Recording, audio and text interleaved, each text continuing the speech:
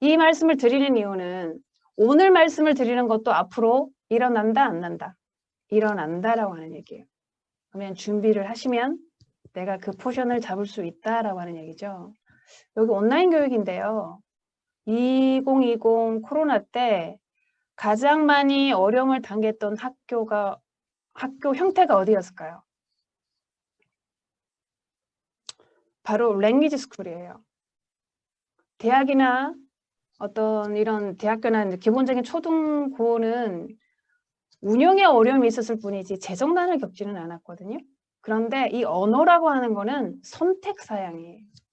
지금 거의 온라인으로 많이 턴을 해서 나름대로 학교 나름대로 플랫폼을 만들어서 운영을 하고는 있지만 굉장히 큰 타격을 입은 곳이 랭귀지 스쿨이다.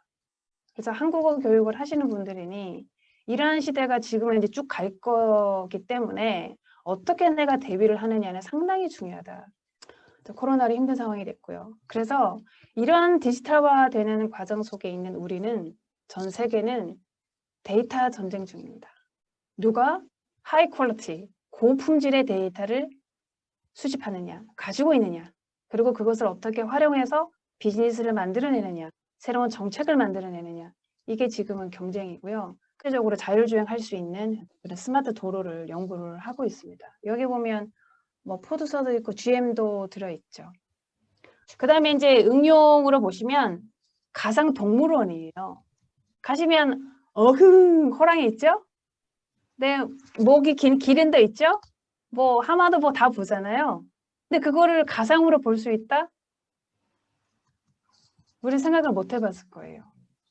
근데 올 중순 정도에 일루미나리움사 미국 회사가 있어요. 거기서 가상동물원을 오픈을 합니다. 올 1월 달에 세스라고 하는 IT 전자제품 박람회가 있습니다. 거기서 소개를 했어요. 일명 얘기를 하면 이제 동물원에 안 가도 되는 거예요. 근데 가상동물원이랑 이 데이터랑 무슨 상관일까요? 실질적인 호랑이를 예를 들어 볼게요.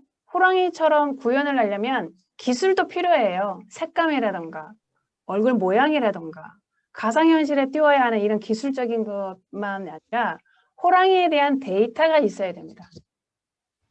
호랑이의 습성이 어떤지, 얘가 아침에는 어떤 표정을 짓고 저녁에는 어떤지, 밥 먹을 때는 어떤 음식을 좋아하고 얘의 행동 패턴이 어떤지, 얘는 가족을 만들었을 때 가족 상황이 어떻게 형성이 되는지, 얘네들은 같이 사는 걸까? 아니면 아빠랑 엄마랑 자식이랑 따로 사는 걸까? 엄청나게 많은 데이터가 있어야 이런 가상동물원을 구현할 수가 있어요. 그래서 데이터가 이제 가상동물원까지 활용되고 있다. 가상 인플루언서. 여기 왼쪽에 보이는 그 캐릭터가 임마예요. 오른쪽에 보이는 캐릭터가 미켈란데요. 캐릭터라고 부르지 않아요. 그냥 사람처럼 하는 거예요. 어떻게? 자기의 일상을 인스타에 올려요. 자기의 일상을 인스타 말고 유튜브로 활동을 합니다. 실제로 이거 찾아보시면 굉장히 나오거든요. 그래서 이러한 가상 인플루언서는 무슨 데이터? 왜냐하면 이거는 가상 인물이에요. 그러면 사람의 표정, 슬플 때 어떤 표정을 짓고 기쁠 때 어떤 표정을 짓고 생활을 어떤 식으로 한다라고 하는 그런 모든 데이터들을 분석을 해서 이 캐릭터에 넣어줘야 돼요. 그래서 데이터가 또 필요한 거예요. 무서운 거는요. 이런 데이터를 활용해서 우리의 생활에 점점 들어온다라고 하는 거죠. 어떤 걸로? 디지털 형태로, 기계 형태로, 로봇 형태로. 그 갭을 어떻게 우리가 좁혀나가고 극복해 나갈 것인가 라고 하는 게 우리 아마 숙제이지 않나 싶어요. 푸드테크는요. 나의 컨디션의 데이터를 다 모아요. 그래서 오늘의 너의 컨디션에 짜장면이 최고야. 그래서 인공지능이 딱 얘기를 해줘요. 그러면 그 인공지능이 오더를 합니다. 어디에? 연결되어 있는 곳에. 짜장면을 하기 위해서는 면이 필요하고 짜장이 필요하고 뭐 단무지가 필요하고 블러블 이런 게 필요해. 보내. 그러면 드론이나 로봇이 쫙 배송해줘요. 그러면 집에 오면 그걸 가지고 로봇 셰프가 해줘요. 그러면 나는 먹기만 하면 됩니다. 이게 푸드테크예요. 거기에 가장 핵심적인 역할을 한 게 데이터다라고 하는 것입니다. 그래서 우리는 앞으로는 뭘 먹을지 고민할 필요 없이 그냥 추천해 주는 대로 먹으면 된다 라고 하는 이야기입니다. 그래서 데이터가 어떻게 비즈니스나 우리의 삶에 적용이 되고 있고 그 모습이 어떤지에 대한 거를 제가 조금 설명을 드렸고요. 이제 이러한 데이터가 적용되는 부분을 좀 떠나서 이제 이해력이죠. 리트러시 부분으로 이제 진화되고 있는데 그 부분에 대해서는 이제 우리 전상훈 대표님께서 해주시도록 하겠습니다. 고맙습니다. 이제 3강 4장 5장을 진행을 할 전상훈입니다. 보시면 데이터 리터러시는 정보로 읽고 이해하고 만들고 전달할 수 있는 능력입니다. 언어를 한다든지 아니면 일종의 스토리를 만드시는 분들이 이 능력을 정말 잘 갖고 계시거든요. 지금 쿠팡 주가가 얼마인지 알고 계시나요? 미국에서?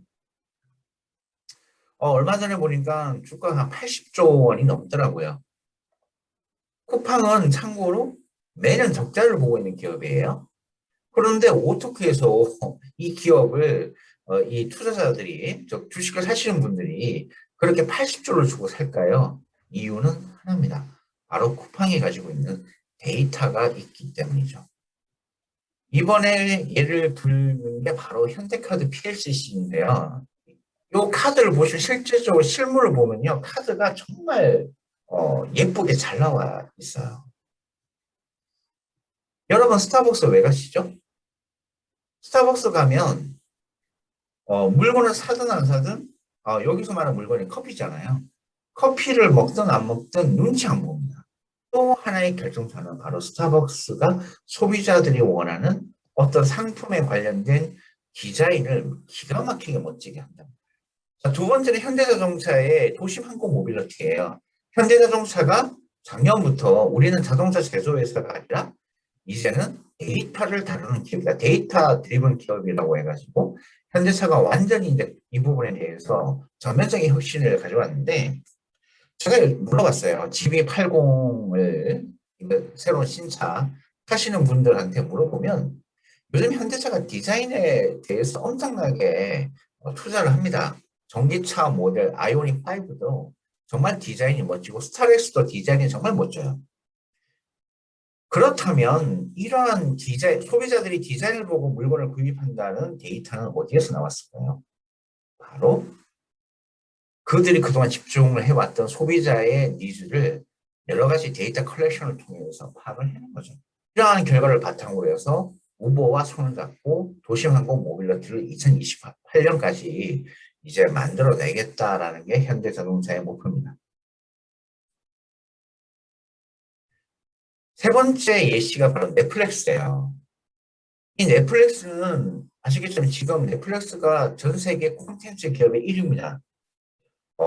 전 세계 가입자만 제가 알고 있죠. 올해 2억을 넘은 걸로 알고 있는데 이 넷플릭스가 2013년 이전만 해도 그렇게 많은 수익을 벌던 기업은 아니었습니다.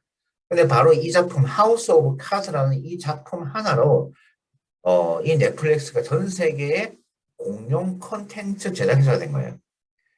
근데 여기 이 작품 하우스 오브 카드는 여러분들이 한번 보시면 아시겠지만 이 예고편을 통으로 1부에서 16부까지 다 보여줘요. 그게 최초로 도입을 한 바로 넷플릭스화 데이터 디자인이에요. 넷플릭스가 그런 방식으로 프로모션을 진행을 하게 되니까 이후에 모든 콘텐츠 회사들이 바로 다 따라온 거. 도대체 데이터 리터러시와 언어 교육과의 관계는 도대체 어떻게 되느냐라고 질문을 하실 수가 있는데 리터러시는 해독 능력이라고 했잖아요.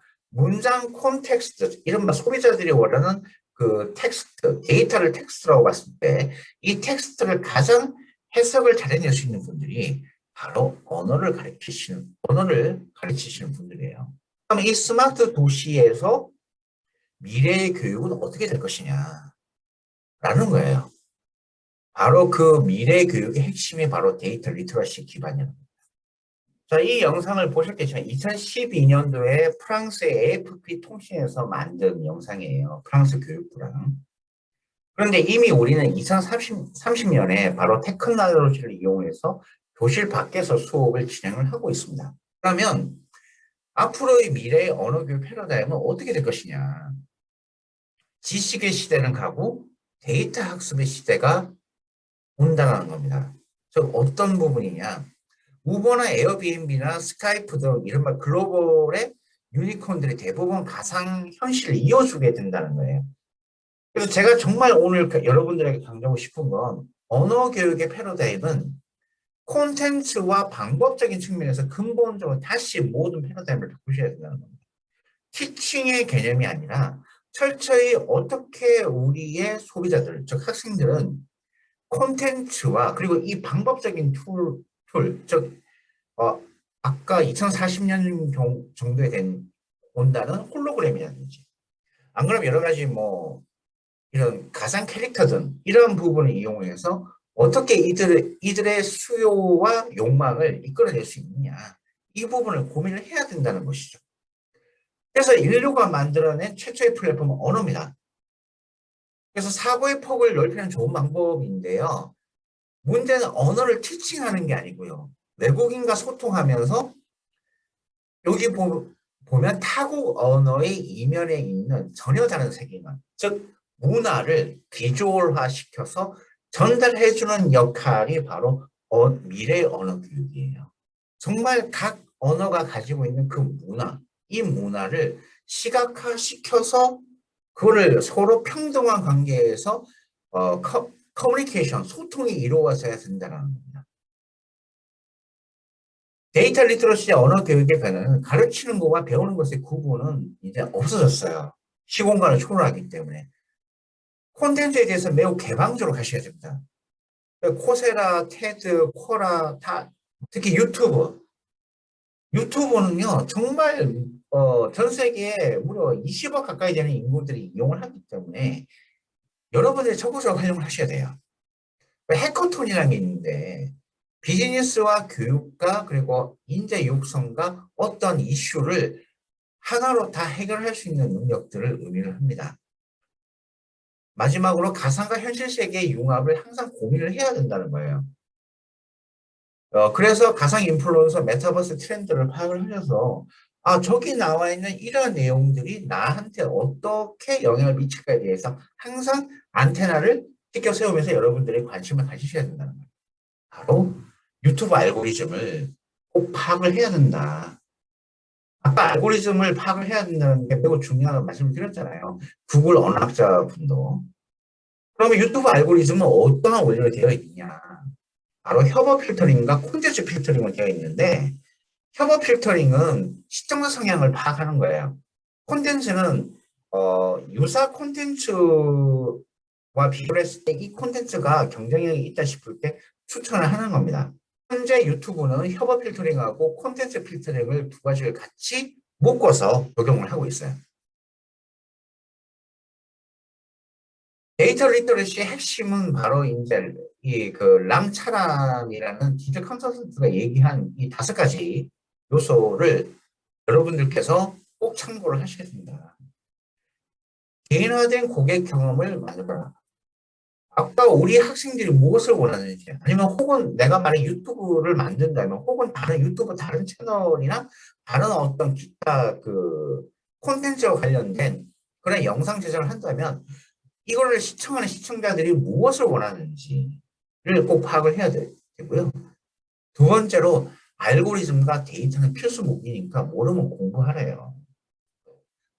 알고리즘이 작동되는 그 원리를 어느 정도 파악을 하시고 적어도 유튜브 예를 들자면 유튜브 스튜디오에 나오는 통계를 읽어낼 수 있어야 된다는 거예요.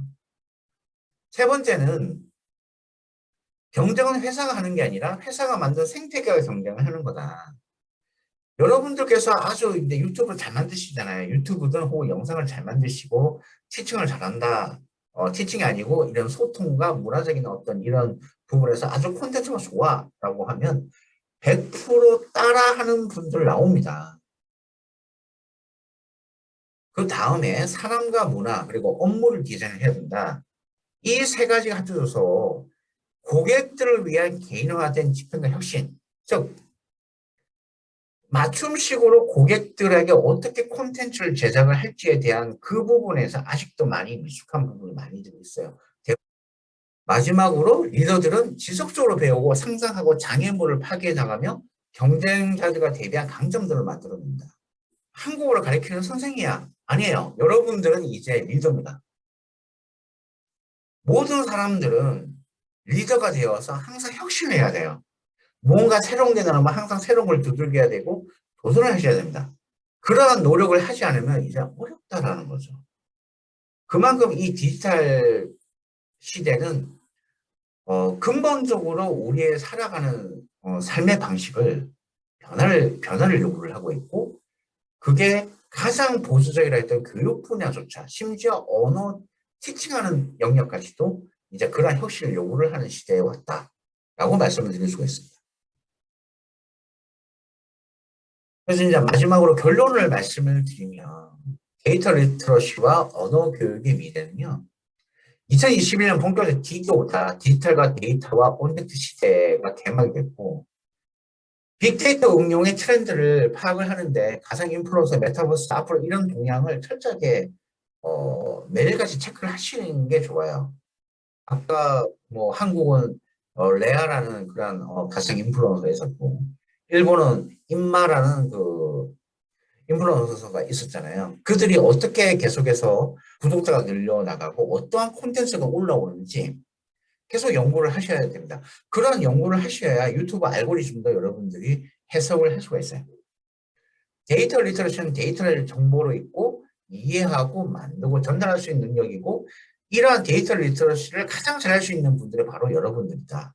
라고 저는 말씀을 드릴 수가 있습니다. 이러한 데이터 리터러시의 응용 부분을 파악을 했는데 저희가 스타벅스와 넷플릭스 유튜브 예를 들어 드렸고요. 데이터 리터러시는 미래 언어 교육의 패러다임을 완전히 바꾸고 나가고 있습니다. 이제 지식에서 데이터 학습, 이 데이터 학습을 한 응용으로 여러분들이 콘텐츠 스토리화 시켜야 되는 것이 여러분들의 과제입니다. 데이터 리터러시 언어 교육의 변화의 핵심은 코어가 핵심이라는 의미인데 티칭과 학습은 이제 구분이 아니고 같이 하는 거예요. 콘텐츠를 개방을 해야 되고 해커톤이는 아까 모든 영역에서의 융합이 이루어져야 되고 가상 인플루언서 메타버스를 자세하게 알아야 됩니다. 마지막으로 데이터 리터러시와 전산 언어는 유튜브와 콘텐츠 결합으로서 가상세계와 현실세계의 구분을 무의미한 시대에 왔어요. 융합과 융통성의 자세를 여러분들께서 기르셔야 됩니다. 지금까지 저희가 2016년부터 2019년까지 이런 데이터와 디지털 트랜스포메이션에 대해서 강연을 나가잖아요. 특히 기본소득세 얘기를 하잖아요. 대부분 그게 나랑 뭔 상관이야 이렇게 얘기를 했어요. 2020년에 기본소득세를 받으시니까 2021년에 이제 저희가 또 강연을 많이 다니겠죠. 그랬을 때 저희가 이제 가상 인플루언서나 이런 이제 데이터 가치화라는 오늘 제가 언급을 안 했지만 앞으로 데이터 가치화에 의해서 데이터 배당의 시대가 온다고 했는데 다들 이해를 하세요. 1년 사이에 세상이 엄청나게 바뀌었습니다. 이제는 4차 산업혁명에 콘텐츠가 들어가니까 당신들이 유튜브를 하는 게 이해가 된다고 하시는 분들이 대부분이에요. 이 코로나 때문에 세상이 완전히 바뀌었습니다.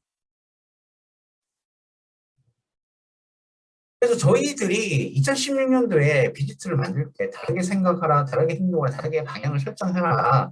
이렇게 해서 이제 비글로벌 탤런트를 해서 이제 글로벌적인 어떤 트렌드를 빨리 읽어내자는 게 저희들 못했는데, 이제 5년이 됐거든요. 제가 창립을 한 지. 이 5년 만에 세상이 너무나 많이 변했고, 제가 2016년부터 이야기를 해왔던 미래의 전략적인 부분이 지금 다 맞아 떨어졌어요.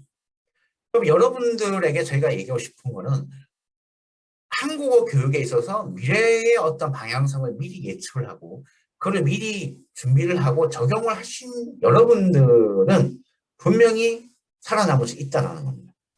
그러지 못하고 과거의 아날로그 지향적인 어떤 티칭 중심의 그러한 교육을 하시는 분들은 앞으로 생존이 정말 어려우십니다.